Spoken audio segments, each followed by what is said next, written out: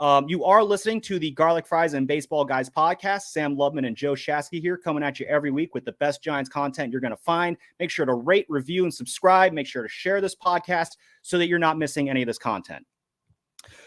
So I want to take a quick trip down to the farm system here at the beginning of the season because Melissa Lockhart of The Athletic, she does a great job following the Giants and A's farm system, keeping track of prospects. She's incredibly dialed in, all up and down both teams' farm systems. If you have a subscription to The Athletic, highly recommend you checking out her stuff. She is incredibly good at what she does.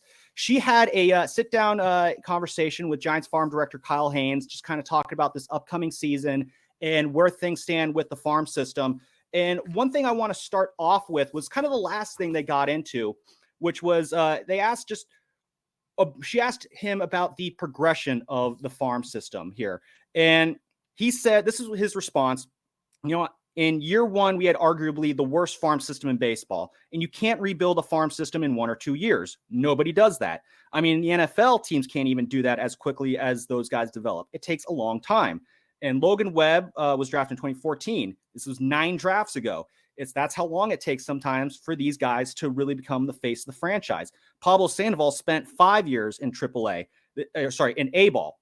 This is not a get-rich-quick scheme in player development.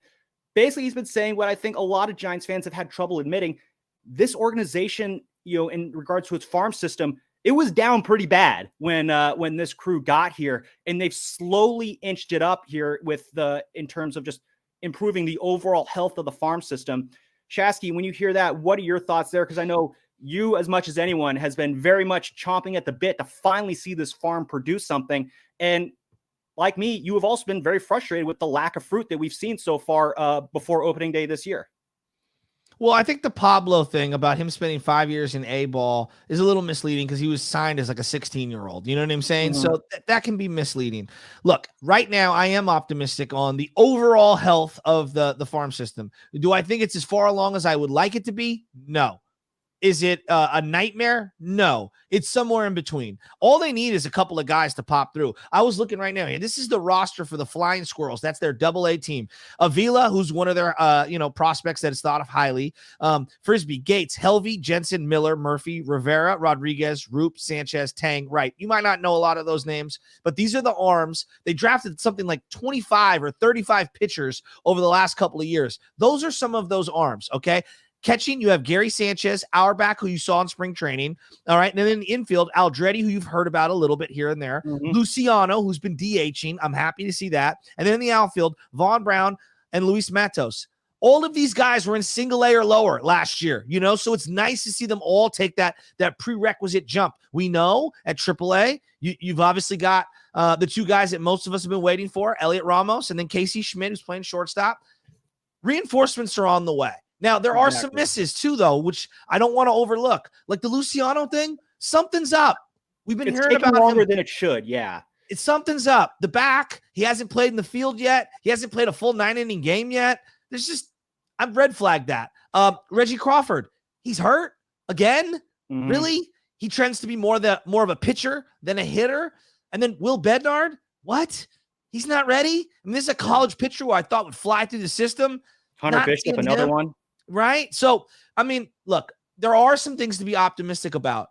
But at the end of the day, where I'm the most frustrated is I look at their major league roster, and it's 30, 31, 32, 33-year-olds. And then I look at a team like the Royals, and I look at some of these other teams who are just as bad when it comes to their farm and their development, and they've got a Bobby Witt Jr. playing shortstop at 22 years old. Now, you could say, Joe, he's an outlier. He's a phenom. Well, you've had 6 drafts here. You can't find one outlier. You can't find one phenom. You've got international free agent spending.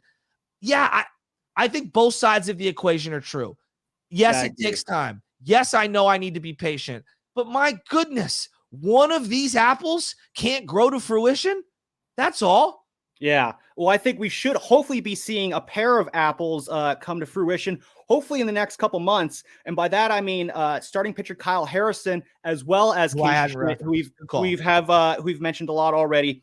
Schmidt, I want to believe that he should be up maybe mid-May. I know the Giants, they kind of like to take their time with getting some of these guys their reps in the minor leagues. Can I tell you something? Yeah. if this Estrada injury yesterday, if that is something that may be bigger than they let on, does VR move to second base and you naturally bring Casey Schmidt up? That's a very Estrada is your backup yeah. shortstop currently. You know what I mean? Like, I'm just throwing out ideas. Yeah, I mean, that would be a perfect opportunity. The only reason I would poo-poo that is because, when it comes to just kind of looking at Farhan's history in terms of how he progresses prospects through the minor leagues, he really wants to make sure they get their full complement of at-bats and plate appearances in the lower levels. I remember in 2020, we were all chomping at the bit to see Joey Bart come up because why not? It's a lost season. It's the COVID season. There's no minor leagues. Let's get him up here. And I remember Farhan was on with Damon Ratto and Kolsky at the time. And Damon said, come on, can we just see a little bit of Joey Bart? And Farhan's answer was along the lines of he just hasn't had enough reps in the minor leagues. And he talked about all the reps that guys like Cody Bellinger got or Mike Trout got when he was in the minors. Mike Trout's obviously a very brutal comparison because Mike Trout is Mike Trout. But here's a comparison, though, just for Casey Schmidt to some past guys that Farhan has promoted through the system. So Casey Schmidt in the minor leagues, he's tearing it up in the minor leagues. He has only 806 minor league plate appearances, 16 of which were at the AAA level coming into this season. By comparison, Corey Seager had 1,700 plate appearances in the minor leagues. 464 of those were at the AAA level. Yeah, but they were high school players drafted. Like to me, I make a distinction between college players drafted and high school players drafted. Keep going though. Yeah, and then I guess then the other side is Gavin Lux, 1,800 plate appearances versus 306 coming at AAA. So yeah, I do believe that the fact that Casey Schmidt, he was drafted out of college, he should be further along, but when it comes, you got to get these at bats at AAA. You got to you got to cut your teeth against that talent at that level. And for the most part, Schmidt just hasn't done it. Now he has tore it up in low A ball. He tore it up in AA. Last year in AA, he hit 342 in 29 games. So he's getting it done at every level of the minor leagues as he's progressing up. The Giants just want to make sure, hey, can you keep that production going at the highest level of the minor leagues before we bring you up to the major league level? Schmidt has been kind of defined as like a glove first, with then the bat coming along secondarily. But then he's hitting 330 in the minor leagues. You're wondering how much of that is going to carry over to the big league level. It's very unlikely he's going to be hitting 342 against big league pitching. So let's make sure he can handle himself against, guys who are about to hit the big league level before we really give him that next step. Again, the Estrada injury could change that a little bit, though. It's just interesting. I feel like we find narratives to hold people down, and we find other narratives to elevate people more than they need to be. Pablo Sandoval, like in that article, they go, hey, he spent 4 or 5 years in A-ball. Well, yeah, and then he didn't play any AAA and was elevated directly from AA and balled the hell out and had 25 home runs, 92 RBIs, and batted .325 his rookie year at 22 years old, right? So we could find different outliers of guys succeeding or not. I just come back to the same thing. You're either good enough or you're not. Like, you're either going to figure it out and adjust or you're not. The reality is this. I didn't know these numbers were even true. In Major League Baseball, over the last 40 or so years, top 2 or 3 picks have a less than 30% chance of ever becoming an everyday player. That is a wild whole draft, like as a whole. Top 3 picks in Major League, 1, 2, or 3 overall in the draft, have less than a 30% chance of going to the bigs and being an everyday player for 5 years. That's crazy. I mean, it's hard to make the big leagues. Yeah, I know. That's crazy. So I do think at times, like Joey Bart right now, he might not be any good. And I don't think any at-bats in 2020 were the reason he isn't good, is what I'm getting at. I don't think him failing at the end of the 2020 COVID season are carried over into an at-bat in September of 2020 when he can't hit the inside fastball. Like, you're either good enough to adjust and continue to get better, or you're not. And so while Farhan might think you need a prerequisite number of at-bats, innings, situations, etc., I do believe that certain guys are phenoms, and I don't think they have any of those, and they can rise quickly. Tim Lincecum was barely in the minors for a year. Barely. Okay? And we all saw what that ended up being. Why? Because he's a phenom.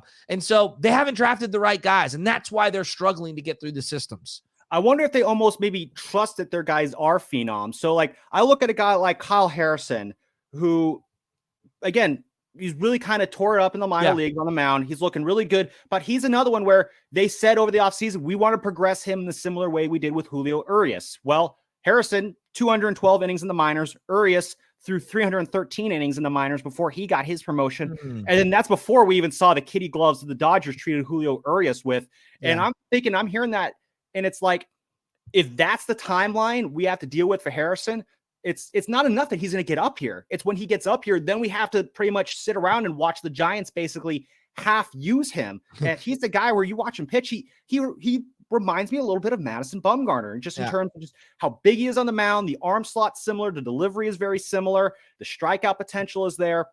One thing I know the Giants do want Kyle Harrison to work on is the walk rate. He's got about an 11% walk rate in the minor leagues right now, so I know they want to cut that number down a little bit. Did you catch any of his televised games that were in spring training? I did not see those, no. Yeah, I think he's a little bit away. I think he's a couple months away at minimum. And that's me being optimistic. I'm not trying to, poo-poo it. He looked a little overwhelmed. And so he looked like a 21-year-old. But again, he looked better than a lot of their 24, 25, 26, 27-year-olds. So I'm very, very encouraged. I'm very, very high on him. But at some level, I think they just got to let him sink or swim. And then you also have the question of this when it comes to pitching. I know you want to have a prerequisite number of innings in the minor leagues. Well, don't a lot of these arms have expiration dates, right? Yeah. So, there's many ways that we can look at this. Do I really want to waste valuable bullets in the minor league? I can go many different directions in this. My overall impression, and Sam, this is where I'll leave you when it comes to the minor league. They're better off than I want to admit, but it's not as good as they need. Yeah. For us to consider them a successful farm and organization overall. Yeah, they're in this kind of tough middle ground, or they aren't they kind of situation where it's, for every player you're excited about, like for every Kyle Harrison, for every Casey Schmidt, there's a Hunter Bishop or a Will Bednar that's kind of offsetting it. And they're really struggling with their first round picks. Now, that's not just a Farhan regime problem. I mean, you go back to the previous regime under Brian Sabian, it's been since Joe Panic in 2011 that they've had a first round pick actually contribute at the big league level, unless you want to count Christian Arroyo being kind of a bench guy for the Red Sox. But again, that was like his fourth team. You expect a little bit more out of first round picks. So it's not just this regime that's having struggles with it, but at the same time, this front office, this Farhan regime was brought in to do what the previous regime could not do. They were brought in to be better. The term I always use that Larry Baer used was next gen thinking. And when it comes to the farm system, it feels very, I don't want to say old gen thinking, but it feels very same gen thinking. And in terms of building that sustainable template in the way that like the Dodgers or the Astros have, it's just not looking like it's quite there yet. And Sam, this is the other thing. Stop copying what everyone else is doing. Do your own thing. Stop telling me about what you did in LA. Start doing what you need to do in San Francisco. And I know they hired Pete Petula, if that's how you pronounce his name. Close enough. Yeah, from Houston. And I get it. You want to take some of the things that are successful from Houston and replicate them over here. Carve your own path. Stop telling me about what you did in Oakland and in LA, and start doing what you need to do in San Francisco. I agree with that. So anyway, Shas, you have any final thoughts here before we sign off? Next time we talk, we're going to have home games to talk about after the Giants' long, arduous road to the home opener. I'm excited for opening day, which is Friday. There's going to be some scattered showers. I'll be out there. Hope to see you, Sammy. I'll see you there tomorrow. Too. Absolutely. And let's go. Let's have another good week of Giants baseball, and let's try to have a solid first month of the season. All right. That's Joe Shasky. I'm Sam Lubman. You've been listening to the Garlic Fries and Baseball Guys podcast. Make sure you're subscribed. Make sure you're rating this podcast. Share it. Review it. Go out into the world and tell everyone this is the podcast you have to listen to. So until next time, we will see you then.